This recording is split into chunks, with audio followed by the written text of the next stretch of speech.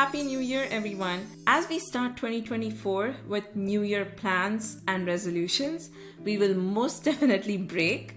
I want to share my personal investment plan, which I will stick with because most of it is automated. I hope it inspires you to work on your investment plan. Before we start, take a pause and read this disclaimer carefully. As I talk about my investment plan, note that this is my plan, which means I have tailored it to my financial goals and constraints. Everyone's investment journey is different, so you must do what is right for you. I have divided my plan into 3 sections. Number 1 is tax efficient investing, 2 is taxable investing, and 3 is fun investing. Most of my investment plan is similar to what I had in 2023, but I have made some changes to bucket 3. Let's start with number 1.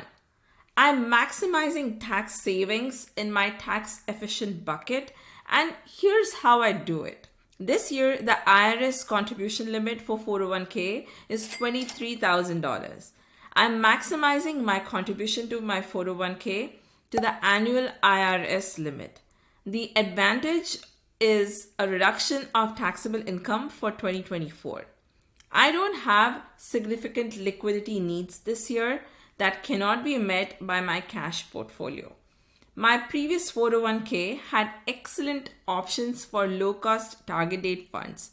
Since my current 401k doesn't offer low-cost target date funds, I chose low-cost funds that best suit my retirement goals. The second thing I'm doing with my tax efficient bucket is maximizing my HSA contribution.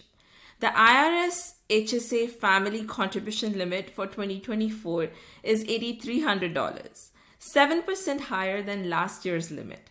The significant advantage of an HSA for me today is that it lowers my taxable income, but that's not all.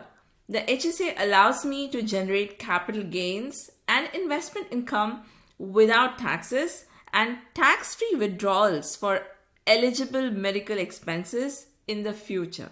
One thing to remember about an HSA plan is that to contribute to an HSA plan, you need to be enrolled in a high deductible health plan. Remember, high deductible health plans have lower premiums but a higher deductible, which means the plan doesn't pay anything until you meet the deductible. So if you have regular health issues and need to see a doctor often, you may not benefit from enrolling in a high deductible plan. It may be time to work on that New Year's resolution of working out and eating well. In my HSA account, I invest in low-cost index funds. I also own treasuries, which will mature this year. Depending on interest rates, I may either roll existing treasuries into new issues or buy more low-cost index funds. The third thing I will do with my tax-efficient bucket is a backdoor Roth conversion.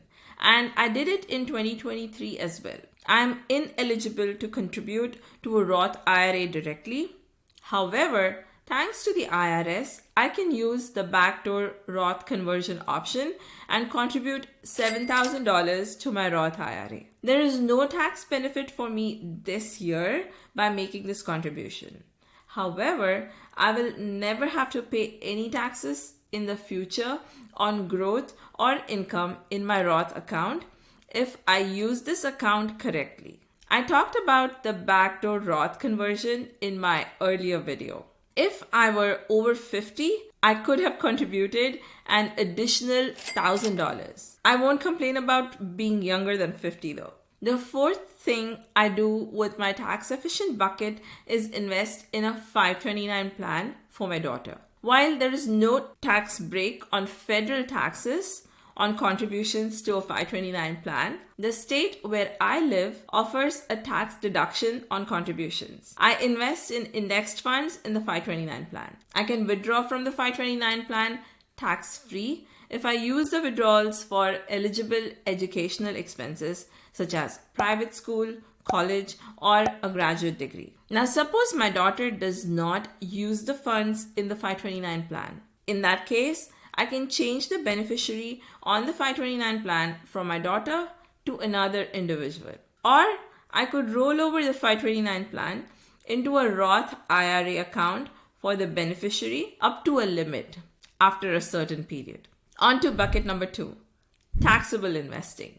My emergency fund is still in a money market account. I have sufficient liquidity to cover about 10 months of living expenses, so I'm not contributing any more to my emergency fund.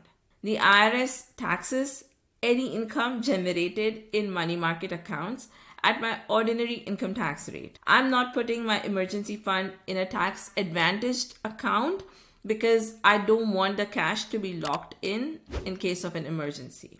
I'm significantly invested in 2 ETFs in my brokerage account. The Vanguard Total Stock Market ETF, VTI, and Vanguard Total International Stock Fund, VXUS. VTI has an expense ratio of 3 basis points and exposes me to both large and small cap US equity markets. VXUS has an expense ratio of 7 basis points and provides exposure to both large and small international equity markets. I have other ETFs and some individual stocks in my brokerage account. Passive investing through low-cost index funds should outperform active investing through stock picking in the long run. So most of my portfolio is in low-cost index funds. I don't hold any bonds or bond funds in my taxable portfolio because any interest that bonds generate is taxed at my ordinary income tax rate and is not tax efficient.